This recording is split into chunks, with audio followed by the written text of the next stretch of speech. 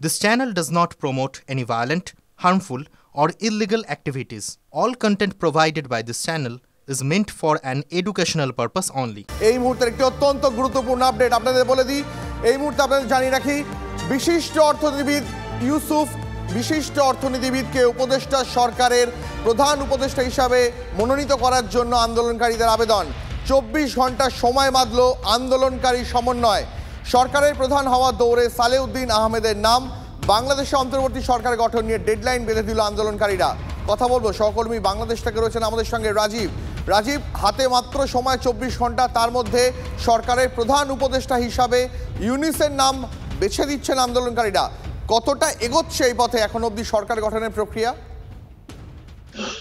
এখনো আসলে কাগজ কলমে এক ফোঁটাও এগোয়নি। গতকাল দুপুরে যখন এই পালা বদলটা ঘটে, তারপর থেকেই আলোচনায় যে কে হবে, যে এর আগে বাংলাদেশে এরকম আরো একাধিক ঘটনা ঘটেছে, কিন্তু সঙ্গে সঙ্গেই একটি পরিবর্তন বা দেশ শাসন কাজে যারা থাকবেন, উপদেষ্টা হোক, মন্ত্রী হোক বা রাষ্ট্রপতি হোক, তারা কিন্তু শপথ নিয়ে ফেলেছেন বা স্বপদে চলে এসছেন। কিন্তু এই প্রথম 24 ঘন্টা হয়ে যাওয়ার পরও কোনো অগ্রগতি নেই। কে হবেন, কে দেশ চালাবেন?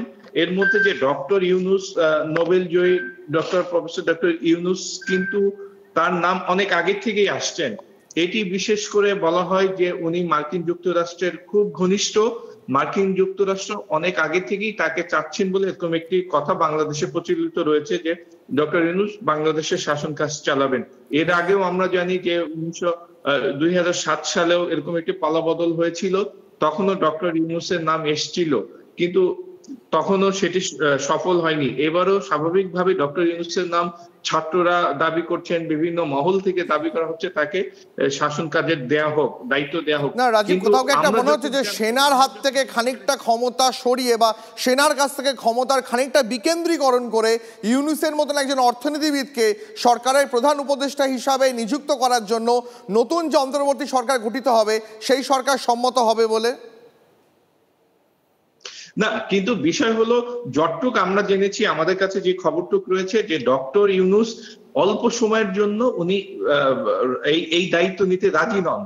এবং আমাদের আরেকটি বিষয়, বাংলাদেশের যেহেতু আমি আগে বলেছি, বাংলাদেশের সংসদীয় গণতন্ত্র এখন সংসদ এখনো বহাল আছে, সংসদ ভেঙে দেওয়া হয়নি। ফলে ডক্টর ইউনূসকে আসলে তো অবশ্যই টেকনোক্র্যাট ভাবে আসতে হবে, কিন্তু সেইভাবে এসে উনি কতদিন দায়িত্ব পালন করতে পারবেন এটি নিয়ে। বুঝতে পেরেছি রাজীব, অনেক ধন্যবাদ তোমাকে।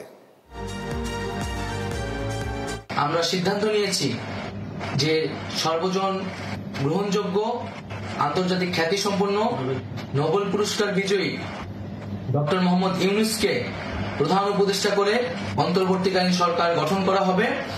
এবং ডক্টর মোহাম্মদ ইউনূসের সাথেও আমাদের কথা হয়েছে, তিনি ছাত্র জনতার আহ্বানে বাংলাদেশকে রক্ষা করতে এই গুরু দায়িত্ব নিতে সম্মত হয়েছে। আমরা সকালের মধ্যেই আমরা এই সরকার গঠনের প্রক্রিয়া দেখতে চাই। লেটেস্ট আপডেট আপনাদেরকে দিই বাংলাদেশ থেকে। 24 ঘন্টার মধ্যে রাষ্ট্রপতিকে পার্লামেন্ট ভেঙে নতুন সরকার গড়তে হবে। 24 ঘন্টার মধ্যে পার্লামেন্ট ভেঙে নতুন সরকার গড়তে হবে।